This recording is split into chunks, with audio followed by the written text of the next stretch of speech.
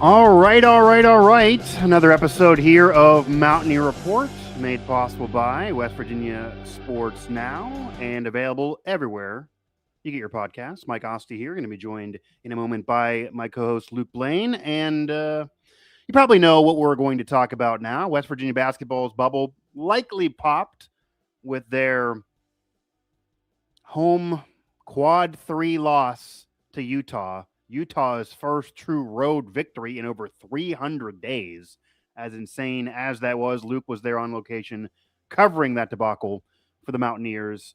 And we also will touch on some recent news surrounding the football program and if this is a big deal or if not a big deal. We will certainly preview spring ball that is coming up in the next couple weeks, certainly as we get into March, and we will then talk about whatever ends up being West Virginia's fate and how to fully equate this year and if there's a postseason at all whenever that's fully decided. But for the purpose of this show, Luke, we're going to touch on the recent disaster because this team appeared to be on the right side of the bubble, if not at least on the bubble.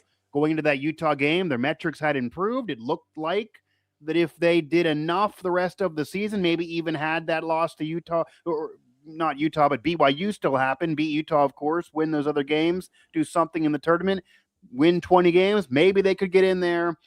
They were improving their position, and then they just lay an egg, a dud early on in the game, down big early on.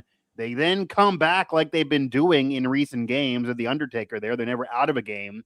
And then the final minute was just the embodiment of how horrible the entire game was for West Virginia. And Hodge, for the most part, is usually calm, cool, and collected on the sideline there. He's yelled a time or two, certainly after some big wins usually. But in that moment, it looked like he maybe was the angriest he's ever been at his team. And now it does appear that West Virginia's season is probably over, even though as we're speaking here on Thursday, February 19th. We're doing this live, of course, and all of these episodes, as well as this one, will be available podcast-wise. It looks like now their bubble has been popped. So,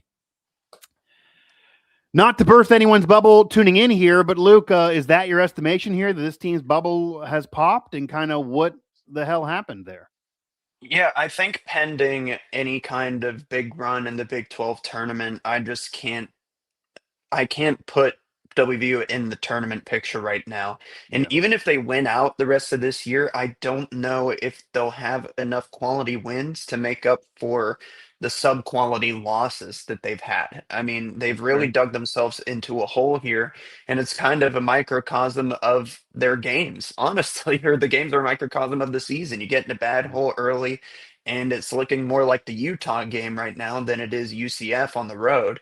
So I'm just really, I was pretty shocked because that game against Utah, I'm confident in saying that the first half is the worst that they've looked all season. I mean, they went down 2-18. Hodge called a timeout early. I Yeah. mean, you had some turnovers. Jasper Floyd walked before even crossing half court against no pressure at all. It's just there's too many of those mistakes that, Yeah. the teams that are going to be in March aren't making those. And you shouldn't be. I mean, we No. talked about on our last show, which was leading up into that game several days before, that not only had they improved their positioning, but they were also playing better. And Huff and Eagle Staff and Jasper Floyd, they were talking about it. They seemed to be feeling like they were playing better and more of a team. And Ross Hodge, in his Zoom with us, talked about how he felt like the team was finally playing better. And obviously, it doesn't excuse losing to Clemson, doesn't excuse blowing it against Ohio State. Those were winnable games. Those were opportunities to pick up quality wins out of conference play that the team had last year. The program had, obviously not this group, but the program had last year and still didn't make it with a lot more quad one wins on the board. And when you don't have those opportunities that go your way in the non-con and you kind of get through the non-con with just the wins you were supposed to have, yeah, you have the win over Kansas. You don't have enough quality wins in then the conference, even though you're really playing quality teams every single night, but it's hot and cold for a while. But it felt like they were finally hitting their stride. They had some big wins, even if they're not, quad one wins for the metrics in comeback victories.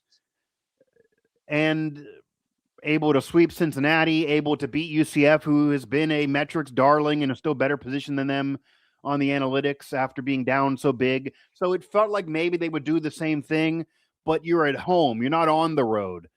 It almost felt, Luke, like they kind of maybe relished in this us against the world mentality on the road, but at home, I don't know if they got too comfortable or they were feeling themselves too much, or maybe they saw Lenardi put them on the bubble, or they heard shows like this, or they looked at the fact that they had these comeback wins and they're never out of a game. Maybe they got too comfortable too early in that game and felt like, hey, we're still going to come back. They had that vibe throughout, but then Utah, to their credit, despite a horrible year that they're dealing with, never gave up and they kept their pedal to the metal and they won.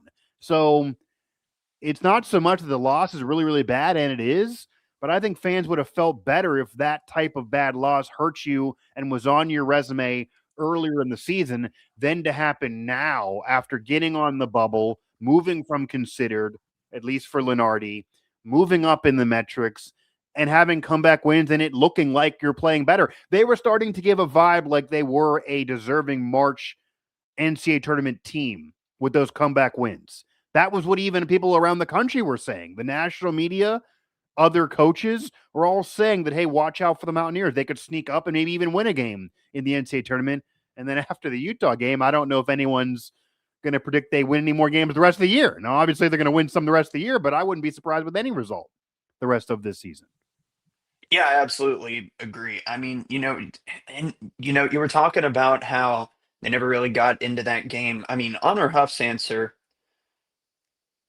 to that question as to, the bad start for the Mountaineers was that, they have a habit of trying to feel out the games Yeah. and things like I don't know. I don't know, like, and I don't mean to say We're in this. February. We're in I don't. Yeah, mid-February, right? I Like, don't mean to say this to slight him, but you hear that in November. if you as a team are trying to feel out the game and see what the opponent's bringing to the table before you really start to kick it into gear, you're going to Yeah. find yourself behind the eight ball like they so consistently have this season.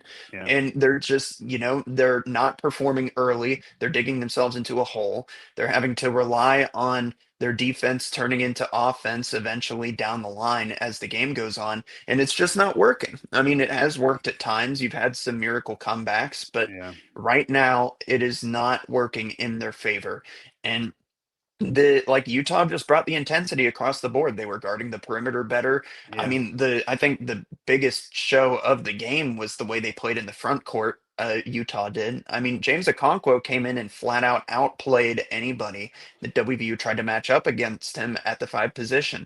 Yeah. And I mean, he's 4 inches shorter than Harlan Obioha, and Yeah. Yeah. it wasn't working. The only player Size that I has been really brought up as an issue for West yeah. Virginia, despite a few guys. DJ Thomas and Obioha were really the only guys who had size this year, and they're not even the tallest in the world for the conference. But Yeah. yet, somebody even shorter than Obioha ends up roughing him up in maybe the death Yeah. knell game. Yeah, that's another thing. I mean, that is a point there that we talked earlier in the season. Does size matter? And Ross Hodge even admitted that size matters, and maybe would be their Achilles heel this year. Their two bigs are still small in comparison to bigs for dominant teams like the Houstons and Texas Techs. And we've seen, Luke, that because of their size disadvantage, that unless Obioha plays above himself, same thing with Thomas or even others, unless the guards get more rebounds than normal, that they can get blown out in games. I mean, against the top teams, they got destroyed.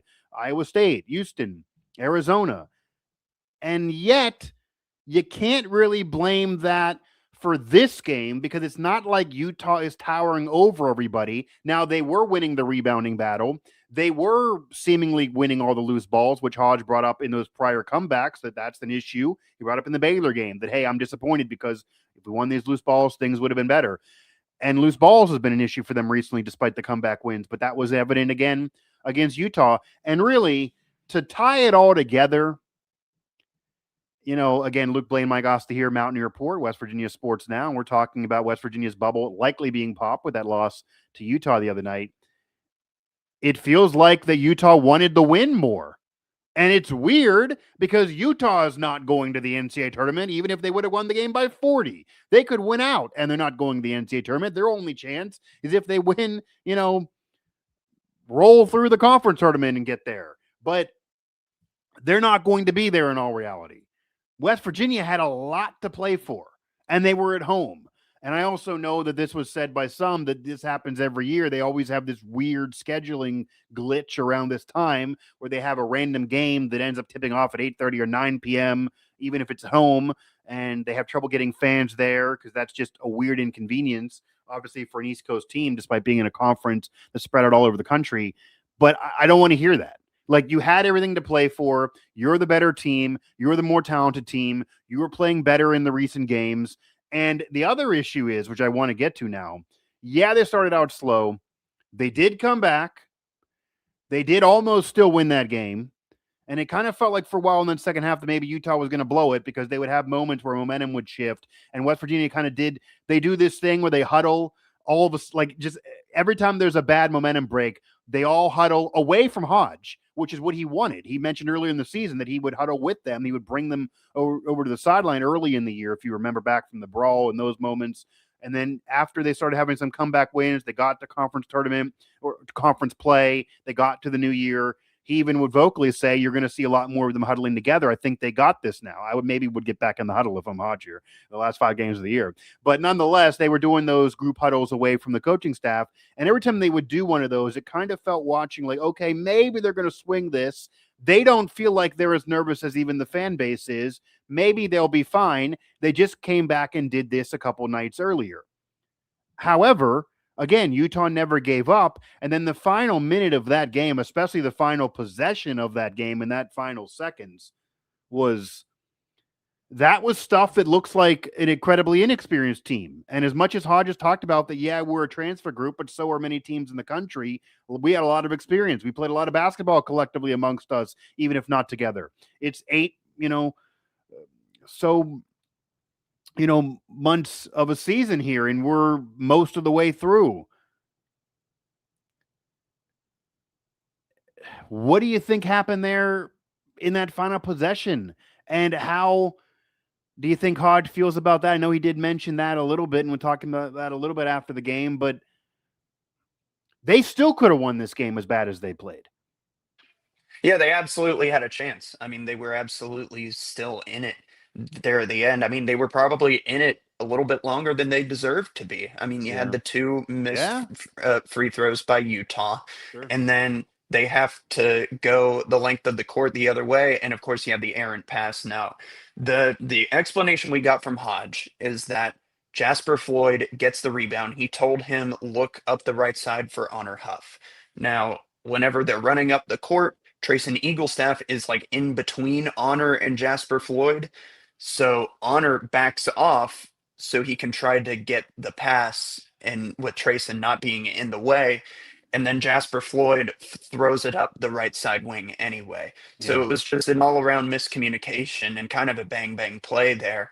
But I mean, I don't know. And I mean that is just kind of like the average Mountaineer fan will look at that play and be like, yeah, that checks out. Right. And because that's just something that's happened. But I think that you can look at that play all you want, but you had 39 and a half more minutes before that to put yourself Yeah. in a position where you didn't need to be there. And that's a position, and that is a result of the bad start. And I just think the Yep. bad starts have been the problem for this team all along.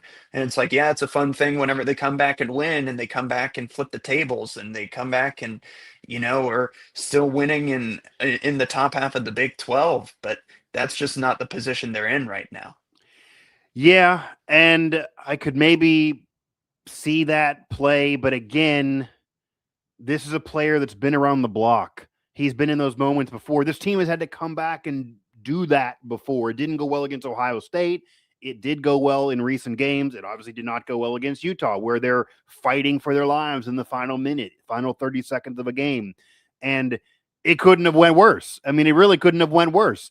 And yeah, the average Mountaineer fan will say that just checks out as a regular WVU thing to do, blow it down the stretch when things are in front of you. But these players haven't been around WVU all their lives. Ross Hodge is not from West Virginia. There's no connection there outside of Ren Baker. I don't know how that could befall them. Like, that was a weird turn of events. But as you put it, that one play is not why they lost the game. They lost the game because they were awful in the first 10 minutes of that game. They waited way too long to get going. They then picked it up in the second half, but it was too late then. And they faced a team that was really, really hungry to get a road win and upset somebody. And they ended up being the victim rather than doing it to other people. And maybe they felt themselves too much. I don't know what it is. I can't get in their heads, but that was a horrible effort, a horrible game, and at a horrible time, really, in the year. And it does look like that even if they would win out, and that would include a ranked win over BYU and a quad one win there, only would be their second of the year. Like, last year's team had 6 quad one wins and didn't get in. And I do think last year's team should have got in, but 2 is hard to argue, even if you have 20 wins. I mean, the overall win total doesn't mean as much in college basketball anymore. We're in a metrics age, Luke. I mean, you look at what's going on with Miami, Ohio. They could end up with a 30-win season here undefeated, and they might not make the tournament unless they run through their conference tournament, because they literally are 0-0 in quad one games. They don't have any on the board. They really have only played, I think, 1 or 2 quad two games their entire season. So when you have easy games, it's hard to win that many in a row. But when you have an easy schedule and easy games in front of you, the metrics don't care. KenPom doesn't care. The net doesn't care. The committee doesn't care about those. Those don't do much for you. So I guess, do you think there's anything they can do down the stretch now to save this and make a run? I mean, 5 in a row would still be 5 in a row. It would include a ranked win. Then maybe if they do something in the conference tournament, could that maybe move things with what you're seeing around the country? Do they basically have to win the Big 12 tournament now for you to get in? Is there any Dumb and Dumber movie quote here of you're saying there's a chance? Is there any reason to say that? Or are you telling fans to not even check in anymore, obviously? Like, what could be in front of this team now? That was a really bad loss, though. I just don't know if, say you go 5-0 to end the regular season. Yeah. If you go 5-0 to end the regular season, I still don't know if you'll have enough quality wins to outweigh the Clemson loss, the Xavier loss, the Wake Forest, and then this one. I mean, the best win of your season is Kansas, which is a really good win, 100%. but you just don't. I don't know if you have enough of a What's supporting another cast one? around that win. How many quality wins do you have besides Kansas? I mean, you could argue these comeback wins over Cincinnati and UCF, but those are, I mean, Cincinnati has a coach that literally goes viral freaking out after every single game they play. Like, it's not like their program's riding high, and UCF is very much on the bubble. So if West Virginia beats them at home, they're probably knocked out despite having the best year they've had in a decade. So it's not like, again, if you had the Clemson win and the Ohio State win, I think you're probably flirting with maybe winning out and you would still get in. I think that even in that scenario, that you still wouldn't be great off the Utah loss. Like, you would not be sitting pretty, but maybe you would have been on the bubble before that game, and maybe now you would be in that first 4 out or something. Like, you'd be on the wrong side of the bubble, but before it, you would have been on the right side of the bubble instead of just on the bubble, if that makes any sense. And now maybe you'd have a chance, especially with a BYU win and doing something in the tournament. But now, even winning out, that would include a ranked win. I mean, maybe if you get to the championship game and lose to a top 10 team, then maybe I could see a bone being thrown your way and you crawl in. There could be something made of that. If it's a judgment call, maybe they do get something thrown their way because the program was screwed a year ago. That has been flirted and said by some in the national media that maybe that would go down. It's not like there's that many giant, dominant juggernaut teams this year. It's a lot of teams with resumes that are flawed. The bubble's full of teams with resumes that are flawed. That was part of why they should have got in last year, that a lot of teams had resumes that were flawed and theirs were better than a lot of teams. But this year's team resume is not better. I mean, Huggins' team got in 23 with 19 wins because they had a lot of metric victories. They had quality wins. They did a lot in non-conference play. Last year's team had 3 top 10 wins, for crying out loud. They didn't even do that in the Final Four year with Huggins in 2010. This year's team has the Kansas win, the emotional victory of beating Pitt. But guys, if you've tuned out on Pitt, check in what they're doing. Look up their box scores. Look up what their record is. It's a horrendous year for Pitt. That's not a quality win at all anymore for anyone outside of maybe the emotions of WVU fans. And the other wins that are big or mean something maybe at the time, They just don't mean as much as they did then. Now, if you beat Utah and you keep on it moving, maybe that, okay, you can impress people by saying, okay, you're playing better now. You had to gel together. You were close against OSU and Clemson. You didn't win, but okay, no big deal. You slide in as a 10 seed or something if you win a game or two and you do something in the Big 12 tournament.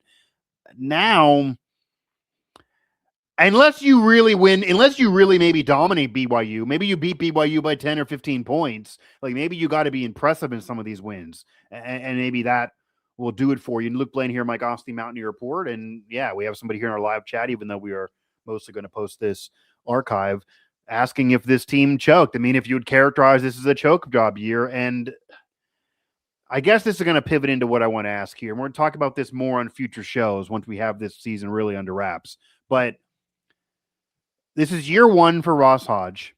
This is only his third year as a Division I head coach, which again was my criticism of hiring him in the first place because there was pressure to make the tournament. He only had 2 years under his belt prior to this at North Texas. That pressure is not close to West Virginia, but nonetheless, he's a younger coach. This is year one for him. It's a full-on transfer roster.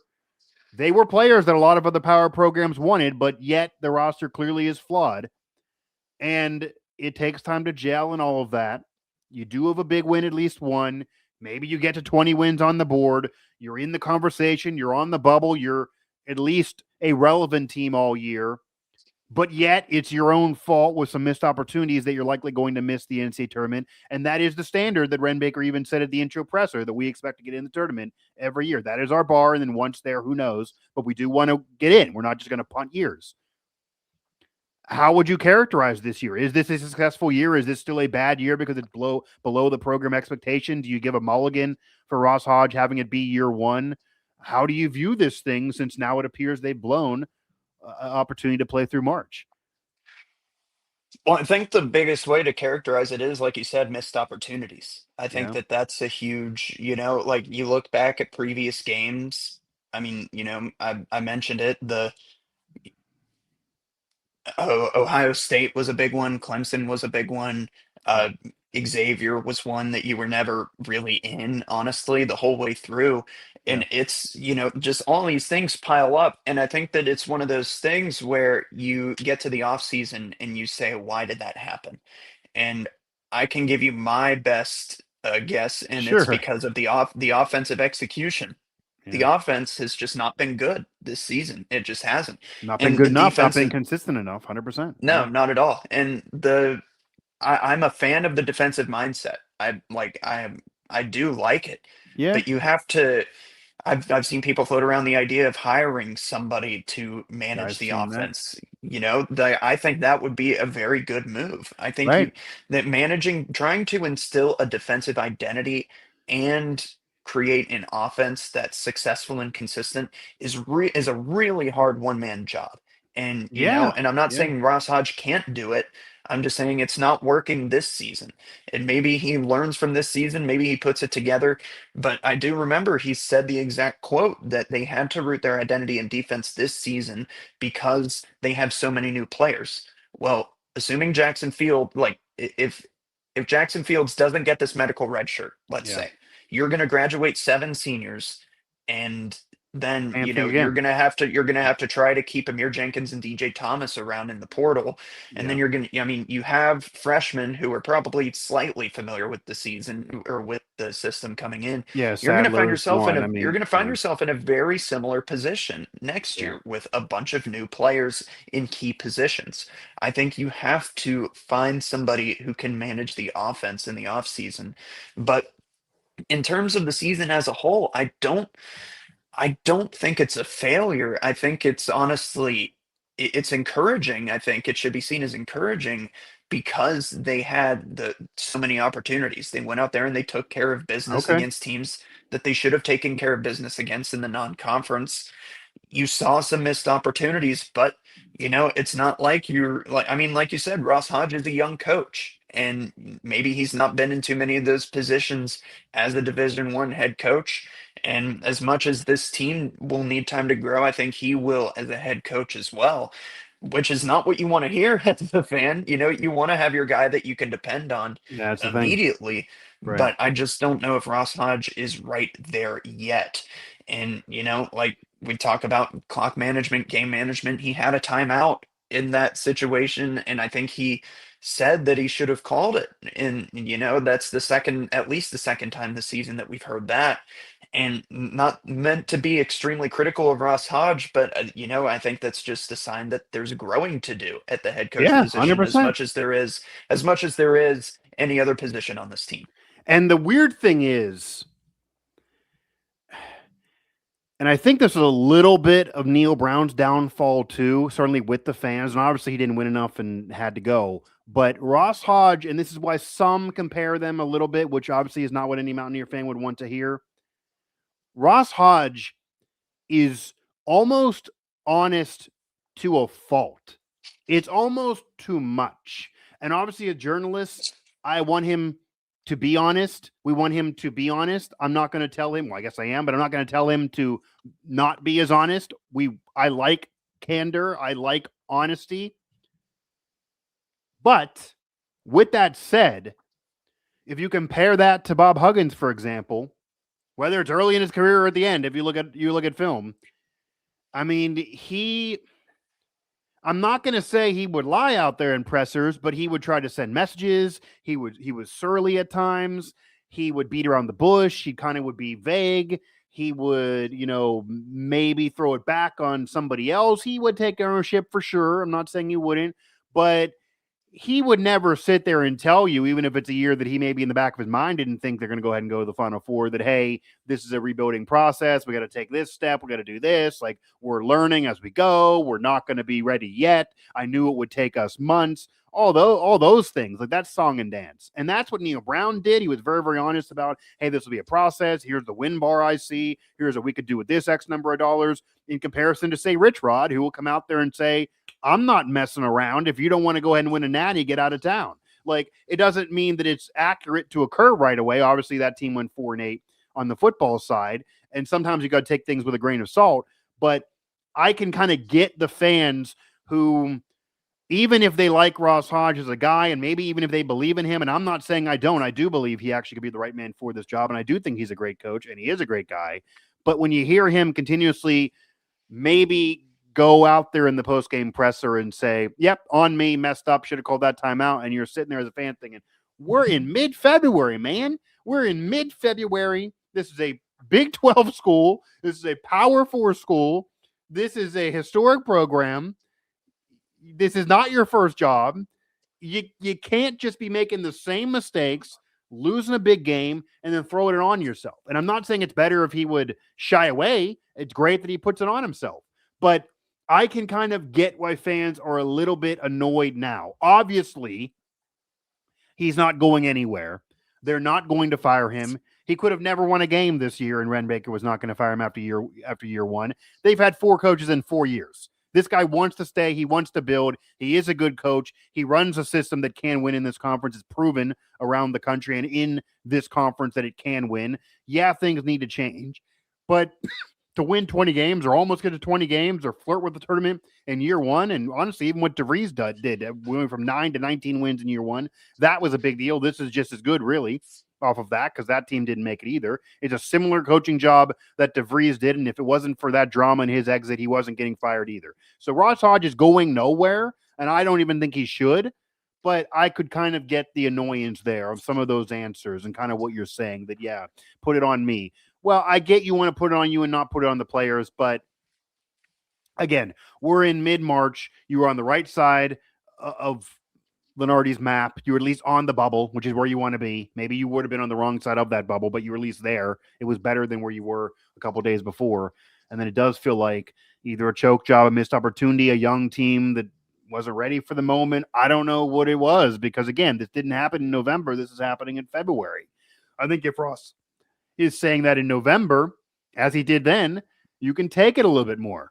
But to hear it again in February, late February, it's just rough. But again, he's obviously going nowhere. Luke Blain, Mike Asti here, Mountaineer Report, as West Virginia's bubble likely popped with that loss to Utah. A home loss, again, a quad 3 home loss. You could even argue it could have been a quad 4 game. I mean, if you want to argue how good or bad Utah is, calling it quad 3 is almost Might be by generous. the end of the year. I mean, at the end of the year, it could flip to that. Yeah, that's what it was said on the broadcast. Maybe it's going to be a quad 4 game. I mean, again, that was Utah's first road win, true road win in 300 plus days. So I think it was like 320 some. It just doesn't look good. They were down so big early. And again, they don't have enough of an offense to come back from that all the time. And, it does lean me to, and Eagle Staff's had a roller coaster ride of a season. I mean, so bad in non-con that he ended up becoming a hero in some games. People started feeling really good about him. He was laughing it off. He kind of gave a vibe that, hey, I put that behind me. I'm going to kick it into gear and be what I was last year. He's not been nearly the player that they thought they recruited, but he still was a really productive player and been good for them, kind of an undercard to Huff in some of their wins. Any thoughts on kind of what's happened to him the last couple games now? Because it also appeared in that Utah game that they even mentioned it too, that he was just kind of chucking up shots that were not quality shots. And it's what I talked about before the game on our last show, that when they have a cold spurt, they then chuck really bad shots and they make it worse. And that was done by no one more than Eagle Staff in that first half. Is this just him that he's going to just be this roller coaster that 1 month he maybe is one of the best shooters in the country, the next month he's just shooting shots for like he's Steph Curry out there and missing them all? That feels like what we're getting from Eagle Staff now, almost to the end of the year. Well, I think the thing is like, I think we forget that he has the ability to make them too. He does, Like yes. he's very capable of making them. And I don't know what it is about this year. Maybe it is just a West Virginia curse or something like that. But I mean, he obviously yeah. has not been the player this season that the team was expecting and that the team needed. And Yeah, averaging 9.9 points per game. And by the way, Utah 9 points, UCF 8, 5, 3, 9, 12, 10. Then you're getting into that in January 12, 10, 23, 22. In February, 3, 5, 8, 9. Like, again, I could do that with every month. It is every other month with him. yeah, it's just, and I think that there is something to be said about the offense and the lack of good shots. And there's not many good shots being created. There's not Yeah. much off ball movement going on in the offense. And that's a problem. That's something like these Big 12 defenses are too good to just have an off ball screen, something like that, or an on ball screen, pick and roll. That's going to run out eventually. And whenever they do get into their offensive sets and try to make something happen, something good usually does happen. Yeah, I there's mean, talent there. Yeah. Jasper Floyd made a good layup in this game. I Yeah. love the plays whenever Honor Huff sets a down screen for Harlan Obioha. I think that's cool. That's creative. They need to do more of that. But there's just not enough happening whenever they don't have just the specific offensive play called in order to make something happen.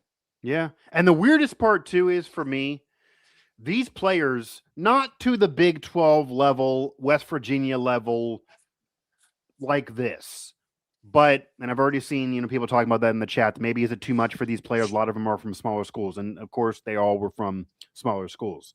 But they've been in big moments. They've been in big games. They've won. Ross Hodge told me to my face at a bar in Pittsburgh over the summer before the season, I get some criticizing these players because they're not all Power 4 transfers. Again, as I said then, and I will say now, there are power schools that wanted these kids. They were not just going to West Virginia or group or mid-majors, group of five, whatever you want to call them. Obviously, for basketball, it's a mid-major situation. It was not either WVU or mid-major for some of these kids. They had other major conference opportunities. They were coveted by other schools, and they chose West Virginia for whatever, for Hodge, for money, for whatever, Big 12. But it does look like he said they were winners and he wanted them because they're winners and they know how to handle big moments. It doesn't appear like they do. Like, I mean, they've handled some well, but when you go to this game, certainly the Utah game, it did not appear that they could handle a big moment. They did come back, so that's something for them for sure. And they've galvanized and had comebacks and had recent games that it worked out. But you cannot start games so sluggish and just throwing up bad shots left and right. I don't care who you're playing, and expect to turn that around all the time. Their luck ran out, and maybe that popped their bubble for the season. And to me, and this is what I said on social media right after the game, year one, a full-on transfer roster, a young head coach that I probably criticize him more than anybody else in WVU media when he got hired, and I've kind of come around to I believe he could be the guy. I do think he's a good coach and a good guy, and I don't think this is a Neil Brown thing. I think he's a good coach that can win at a high level in the Big 12, in college basketball. I think his mentality and his system is right, and I think he needs more offense, more offensive talent. Maybe you got to sprinkle in a Javon Small who's been at a major school before, even if other conference teams wanted those players. You need maybe that guy. You need that Javon Small maybe on your team, even if the rest of them are from mid-majors maybe that you're elevating. And I do love the idea, especially there's no salary cap here. I know you have so much money for the roster, no matter how much more is there, there's obviously going to be so much you can give. But I mean, we'll get to football here in a moment, but we've seen, Luke, Rich Rod's football staff is bigger than any staff he's had in 30 years of a borderline Hall of Fame career. And they're doing it on purpose. And that's why it does maybe hurt to lose who they've lost. Again, we'll get to here in a moment. They are getting specialty coaches. They're coaching. They have more coaches that I think fans could even keep track of on the football team. Whereas basketball is just kind of the regular run-of-the-mill guys that he brought over from North Texas. Maybe they need a legit offensive coordinator, honestly, type of coach. Maybe that's what they need. Somebody that is all they're doing, that their job is to figure out how to offensively scheme this team. Don't talk to them about defense. Don't talk to them about discipline anybody. Don't talk to them about, anything else. Like their job is for offense. Maybe that's what they do need. Maybe they do need that guy. That would make me feel better about the prospects of the team in the future. But we've already seen high school recruiting be sound. We've already seen Sadler as a 5-star come aboard and commit, and that being a gigantic deal and sign. I mean, unless that changes, recruiting so far for next year is already going well, at least in the high school side. We'll see what happens with the portal. I have no reason to believe he's not going to recruit well. I think he needs to recruit better, obviously, and they need more ready players because, as I said to him at the intro presser, it's not Ross Hodges' fault that Josh Eiler led arguably the worst season in program history, if not the worst, the second to worst. It's not Ross Hodges' fault that Bob Huggins took a Hall of Fame career and then had it end so poorly and had that end before anybody wanted it to end. It's not Ross Hodges' fault that Darren DeVries, who led a 10-win turnaround in a team that should have made the tournament, and then left in drama. None of that's on Hodge. However, there is a history to West Virginia basketball. There is a lineage there. There are legendary names there. 31 NCAA tournament appearances is a bar, and I could go down the rest of how far they've been in those tournaments and what they've done. I mean, you look at the big banners at the Coliseum. We have a picture up on the site.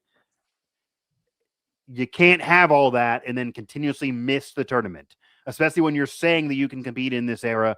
And we've seen solid recruiting. Hodge is there. So, yeah, at the time I thought that maybe they should have brought in a more experienced coach for a situation that should have been win now with pressure. But now he has a year under his belt. Now he knows what he messed up on. I think he will course correct. I think he will get better as the years go. I think now he's more ready for this opportunity than he would have been a year ago. And I do think if they make some minor tweaks, they could certainly get themselves in the dance at minimum. I would think it'd be fair to predict that maybe next year would be a tournament year. But I also will add here, next year has to be a tournament year. At this point, it's now fair to say has to. Like this year going in was, okay, if they make the tournament, great. Everything is not on Hodge. So it's a hope or a want to make the tournament. Just be in the conversation, give hope for the future. Okay. I think it's a good year right now. It's not a great year. I don't want to call it a bad year because, again, maybe they win 20 games, but the program hasn't done in a while. It is year one of this. You cannot expect to go to the Final Four in year one all the time. Year two, though, it's you got to be there. You got to get in. And I'm not, obviously a year in advance. I'm not saying if you don't get there, you're firing the man, or I don't know what will go on around the country or to evaluate that season yet. But I think it's fair to say if you miss this year, the cushion's gone. You got to get in next year. If that means spending more money on the players, finding more money, if that means it may be swallowing your pride because maybe Hodge is thinking, well, okay, Kelvin Sampson's a defensive-minded guy. He went to a championship game off of defense. He doesn't have an offensive coordinator. He did it on his own. I'm going to be him younger. I'm my mentor, Texas Tech, younger. I'm going to be them younger. I don't need all these other cooks in the kitchen. Maybe you got to swallow your pride and bring that guy in for at least a year and see how it goes. I don't know. If it doesn't go well, you fire him mid-season. You do that. Like it'll got to be a have to. Like it's a must. You have to be there in the NCAA tournament at this point next year. If you're on the bubble, you got to end up in the right side of the bubble. Like you just got to get there at some point. You got to figure that out. Luke Blain, Mike Asti here, Mountaineer Report. Again, available everywhere you get your podcasts, available throughout our West Virginia Sports Now network, and of course here on YouTube. Now to pivot, as I kind of mentioned, we're talking about adding to the coaching staff for Ross Hodge. Well, Rich Rodriguez, off of a disappointing 4-8 season in year one with a lot of hype. Now he dealt with a lot of injuries. There's reason to believe off recruiting and now more money being there, they should be better certainly in year two. We'll see what actually ends up happening. And part of that is he was willing to not only bring in the staff that he brought in for year one, but willing to tweak it again. I mean, we see Rick Trickett come aboard that was not there the year earlier that everybody wanted. He now comes aboard. We see Castile retire and end that. We see now even bringing in a coach that was just going to specialize in the pass rush in Larry Knight. The pass rush was a problem last year. Even the transfers they brought in that never really clicked enough. He was going to pay somebody to just do that. Just do that. And Larry Knight is there. And just off the announcement to the departure, I know from even breaking the story that he was there about 2 weeks before the announcement, by the way. But just on the announcement to the departure, 36 days. Does not even get to spring ball. He gets poached by, nobody would deny, a bigger time program in Georgia. And they have pressure to kick it into gear again as well. They were in the playoff, but they didn't advance. They didn't go far enough. Now they're going to be willing to swallow some pride and get specialized. He's going to do the same thing for them that he was going to do for West Virginia. He's from Georgia, though. He is going home, but still, that stings. We've yet to see an announcement on or even a report from anybody on who they're going to replace him with, or if they are. They don't have to. Obviously, maybe now they don't go specialization, and it's just more on Zach Alley. Big deal, little deal for you. No deal at all that this happened, that Larry Knight's there for 30-plus days and ends up now leaving to a bigger job. Do you need to have that be replaced? Can they just power through now this late going into the spring? Big deal or no deal to lose a coach before you even get to spring ball that you just recently hired a month and a half ago? Well, I think for a position, I mean, it is kind of like not an assistant role. I don't want to say that, but I do think that, they made it through last season without that position. And granted, like you said, the pass rush is a position that they absolutely need to improve at. Yeah. But I mean, I think it is, at least you can kind of look at your hiring and be like, we had a guy I was who going to say there's a ended up glass going to half full Georgia for statement. like, Yeah. a few months. Like we got him at least, Yeah. I mean, I think you can, I think you can take some Yeah. pride in your hiring and your coach searching. But Right. I think that Zach, and with the defensive mind that they have in Zach Alley, I can't look at this kind of a position change and be like, this is a make or break thing to happen for the team. I think, would it help to have somebody who can specifically work in the pass rush? Absolutely. But, I definitely think that last year there was a lack of talent on the defensive line. I think that that was a problem. And, they still have time to probably sign somebody else coming into this year. They're going to have probably more bodies readily available. You have your roster more established than you did a Yeah. year ago. I think it's worth rolling the dice without that position. And I definitely don't think it's worth breaking the bank to bring anybody else into that position either. Yeah. And really, in all reality, even though the program's definitely, bringing Rich Rod back to believe in him. And there's tons of reason to believe in Rich Rod. Obviously, I've written about this. I think he has a resume that's worthy of the College Football Hall of Fame if he gets the win percentage bar to be there. He's proven that he eventually wins everywhere he goes except for that Michigan experience. I do have reason to believe in Rich Rod as a coach. And anyone who's high on the West Virginia usually does lean on Rich Rod will figure it out. He's been there and done it before. I have reason to believe he'll figure it out. And they're certainly not going to be 4-8. Again, they had a lot of injuries. It was year one. It was horrendous. Yeah, in this era, year one, you can win right away. We've seen that at places, of course, the national champion did that 2 years in, and they just had an historic run there at a non-traditional program with Cincinnati, Indiana. That's more still of a rarity than the norm. And you can throw all the injuries to year one. Year two, you got to be way better and you got to win more. It can't be 4-8 again, of course. There's pressure to have it be better. But this is not an indictment of Rich Rod at all. But you're going to win or lose in year two on the players, on the roster. The roster was flat out not good enough to withstand all the injuries they had in year one. And they can blame the fact that they got there late. They didn't have the intro presser until December 20th. Yeah, there were the 2 portal windows, including one after spring ball, but maybe they, gave up on too many guys too quick. And Zach Allis admitted this, that it's kind of like speed dating. You bring somebody in and you don't get to know them really well. You don't get to watch film too much. And they had to do that with an entire roster. Instead of 70% of it, it's the entire thing. And they didn't fall in love with too many players. They kind of took a chance on a lot of guys, hoping they would work out. And then they now admit that they didn't have a good enough team. They didn't hit on those players. And that's how the year was so bad. This year, off of transfer recruiting and certainly high school recruiting, they've done a much better job. And even who they brought in, Luke, they've been able to really vet them. So if they don't win, it's on them, and I'm sure they'll admit that. But this is not all on speed dating. They were able to bring in players that they could study the film. They could talk to them. They could do the Zooms. They could go in person. They could fully do it. I mean, let's be honest here. They knew pretty solid into the season 2025 is not going to be a trophy lifting year here. I'm sure they knew early on, maybe even after the Jaheim injury, certainly midway through, they knew it for sure.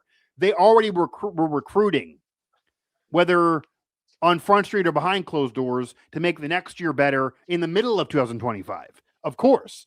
So they were more ready for this than the year prior, when at that point they were still at their other jobs, certainly not recruiting for West Virginia 1 year ago before 2025. So they're better positioned, but they're going to win or lose off the players. They're not going to win or lose off even Rich Rod, as great as he is. And I think I'm kind of with you in the sense that if this year does not go well, I don't want to have anybody be like, you know what, it was going to go well, but Larry Knight was poached after 36 days. That is not going to be the thing to point to. That is not going to be the death nail by itself. It really probably will be a zero-sum factor. However, I'm not going to say it's no deal at all. I'll give it a little bit of a deal. Just because the pass rush was something they really need to improve upon. Having a position coach that specializes in that role, not even just the defensive line, but the pass rush in general, whether it be a linebacker or bandit, whatever you want to call them, a D-line, just on the pass rush, was going to be a major asset to the team. I don't think they should break the bank, but I actually would think that if they can, they maybe should try to replace that position, because clearly there's money for it. The money they were going to spend on Larry Knight, they're not spending now. So, Luke, I would either try to get another better player with that money or replace him. And you could call other coaches and be like, here's the money that was going to go to Larry. Do you want it for the pass rush? If they say, no, I want way more, you then certainly back away. I'm not saying break the bank, but I wouldn't be against replacing that position, because clearly that was what you figured out would be a benefit for you. And the glass half full take is what you said that I was going to bring up, that, one of the problems, again, with the Neal Brown era was many people believe, and I certainly agree with this in many respects, that Neal Brown was either too loyal to his guys for too freaking long, Jordan Leslie in particular, too long. They should have been removed earlier, and he would stick with them for too long. He'd pound on the table for coaches to go a whole nother year, and then that second year be worse than the year before that he was pounding on the table for them. And the entire staff was just guys from Group of Fives that were getting elevated, for the most part. Rich Rod, yeah, he's loyal to his guys, and yes, there's some elevation there for sure. But you get Zach Elliott a year ago, and he needs to prove a lot too. I mean, the defense had some issues; they had their moments. They weren't great overall, though. Certainly, the defense wasn't nearly good enough. He needs to. I believe in him, but he needs to prove it. He can't have another bad year. But they did get him from Oklahoma. That's still something, even though he was a Rich Rod guy from prior to that. And the overall staff feels like they're more bought into him. They're more ready for this moment still. Nice Wander's even that guy that I really believe in as well. I think this staff does make sense and are right for the opportunities and for the job. Ryan Garrett's another young coach. I think this staff makes sense under Rich Rod. They're all bought in really to this hard edge way. And he's also clearly now willing to delegate. I mean, this is a little different Rich Rod than back when, he was there the first time where it was his way or the highway and it was just all on him. Yes, he's basically the offensive coordinator. There is no OC. That's one thing he's putting on him, but he knows the system better than anybody else. I get his son is there that maybe you could argue he doesn't deserve the job. But outside of that, I mean, he's hands in everything, but he's also really willing to delegate to Zach Alley defensively. He's really willing to trust him there. He's willing to delegate on the right spots. Maybe a weakness of his, he's willing to delegate. Okay, he's never had a great defense, you could argue. He's willing to delegate it to a young defensive mind. And he was willing to swallow his pride and say, we got to bring in somebody else for the pass rush. Luke, I would imagine Zach Alley had to swallow some pride for that too. They were willing to say, okay, we got to do this. Even if I want to be the guy and I want to handle that too, I'm going to let somebody else run it because it wasn't good enough in year one. And that guy's not there now. So I would replace that guy. You already decided that you need that guy.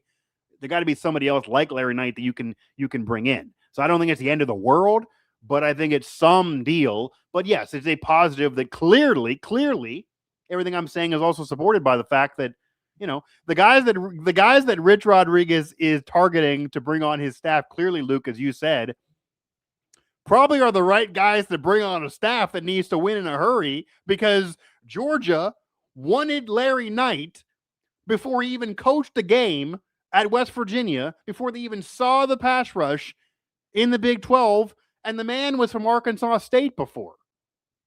This is not like he was at Oklahoma like Zach Alley, then went to West Virginia, and then Zach Alley would get plucked. If Zach Alley would get plucked, okay, you can say he had a power job prior to West Virginia. He already proved himself there, even though that was roller coaster. There's reason to believe in him for a big-time job to steal him away. There might even have been part of Kirby Smart there saying that if Rich Rod trusts the man, then I'm going to trust the man. I'm sure coach, they respect each other. That is a little bit, I think, of a positive, that they're on the right track on who they should hire under Rich Rod if Georgia wanted to steal that man. And he is going home. He's just not going to any better job. But it is a better job, but not just any better job. It is going home. So I think that's a fair point that it's a little bit of a compliment to you. Like if you're in a relationship and you're dating somebody and somebody else steals that person away and you didn't want to break up, but now that person who you're dating decides I'm going to dump you and go with somebody else, it doesn't make you happy, but at minimum you're saying, well, who I was with was clearly coveted by others. Like, clearly others think this person's attractive. There's a reason why, they want them. I wanted them, and they, Mike wants that person or Luke wants that person. Then, hey, maybe I do too, and steal them away. So it doesn't make you, feel good. That's not good to lose somebody that way, but have them stolen from you. And it's a poaching. It's a stealing for Georgia. It's legal. It's not illegal what they did, but not even to get to spring ball does suck. You would like to have at least seen it in practice. They don't even care though. They think it's a good hire anyway, and they're going to take them. So that is a positive, and we will see if that gets replaced here, but who knows? Luke Blain, Mike Asti here. That'll probably do it for this edition here of Mountaineer Report. Luke, do you have any final words on basketball, football, anything under the sun? Any you want to mention? The women's team, of course, they are certainly going to be in the tournament. We will cover them in some respects. The men's team is a question mark. Yeah. Yeah. I mean, the men, well, the season ended today. The men would be in the exact same position they were last year, which is the 8th seed in the Big 12 tournament. They would play the winner between, I want to say, TCU and Utah. So, and then they would move on to, if they won that game, I want to say, top of the Big 12 right now, still Arizona. It's a tough stretch right now for WVU, and I think they're gonna need to count on winning some games and making their way up into the Big 12 tournament Yeah. standings. Yeah. But You still have 5 games before then to do what you need to do. But I will say, I do think it's looking pretty bleak right now. Yeah, I'd imagine they're not going to get in this year. And again, even though it's a good year for year one, it's not the end of the world. It's not a really quote unquote bad year for me. Doesn't sound like it is for you either. It's a missed opportunity year for sure. They still have themselves to blame. This team, with as flawed as it is roster wise, Luke, probably still should have got in. Like, still should have Yeah. got in. With everything else said, still should have got in. Even with year one, if you want to call it year zero and you're with the program, okay, year zero, transfer chaos, drama the season before, inexperienced coach, team trying to gel, players didn't know each other, all of it. They still should have got in. They still had missed opportunities. They still should have been there. With all that said, so it's still a what if story. It's still a missed opportunity year, even if you don't want to say it a full on bad year. And I guess my last point that I just thought of that I did want to touch on, and we'll touch on this more on later shows as well when things are more decided and the year is officially over, and we'll see what their decision is here in this regard. And last year they said no. Do you think that the West Virginia Mountaineers, who do carry some, I mean, it's not a blue blood, but there's history there, of course, should accept an invitation to a postseason tournament that is not the NCAA tournament, whether that be the NIT or even play for the crown, which the Big 12 relationship is there. They likely would choose that if they got any other option outside the NCAA. Or should they say no and do the thing that other similar programs have even done and literally put out a press release that the standard of our program is the NCAAs. If we can't get there, we want to build for the future, and we don't feel it's necessary to bog down in doing this tournament when we would rather recruit, etc. That's really what those programs are saying. Should they say yes or no to any postseason play that is not the NCAA?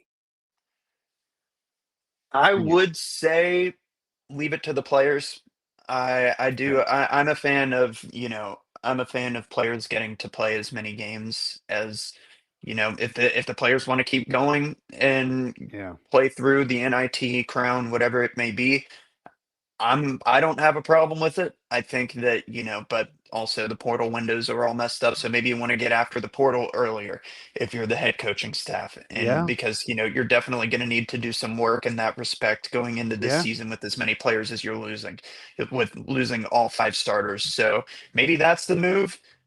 Maybe going the other way is, I'm not sure. But I would say I would lean to letting the players play more. That is just my perspective on it, but yeah, I could see it either way.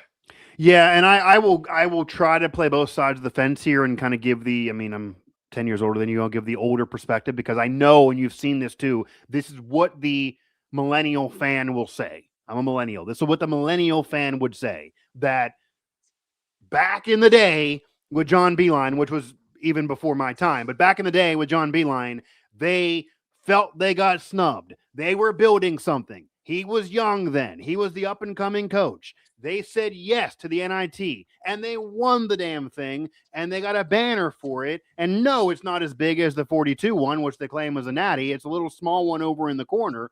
However, and it shouldn't be bigger than that, they then pivoted that to going to the Elite Eight during the Pick Snoggle time. And then, of course, after Beeline would choose to leave, they would eventually bring in Bob Huggins.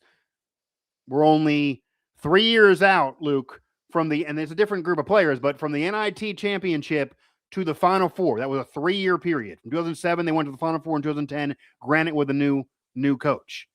So there are going to be the millennial fan or older that will say there is a proof, granted 20 years ago, of playing for something can be better for the collective good and can be built to something else. But what I'm going to say here is then going to piss all those people off who will say that.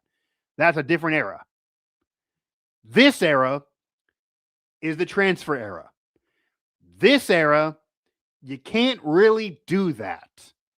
This is just a different era, like it or not. And I don't really love it either, but Ross Hodges even said, it's not for me to like. Tell me the rules. I got to play by them, and I got to figure it out within these rules.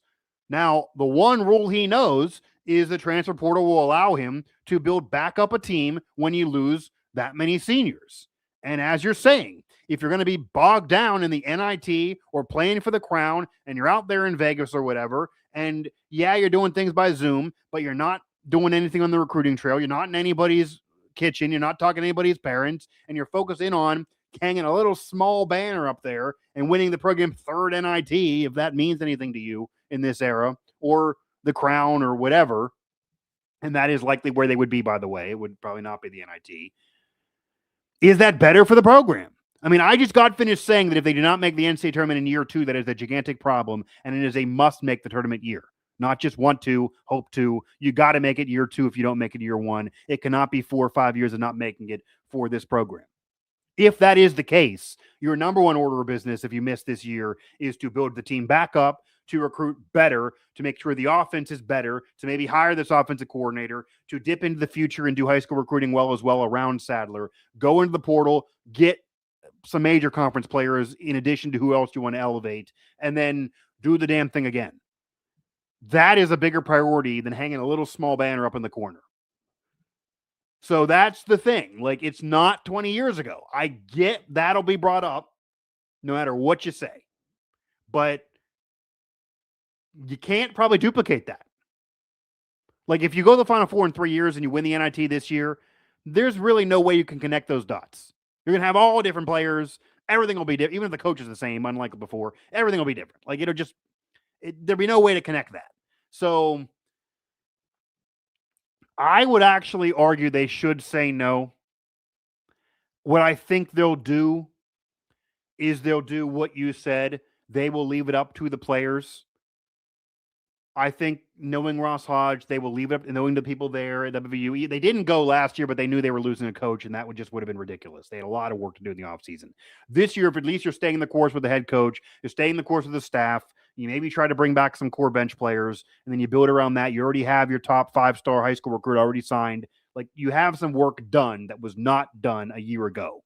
You're further ahead now than you were a year ago going into year 1. Same thing with football. So maybe you can feel more comfortable of taking a week and a half for a minor tournament to play some more basketball.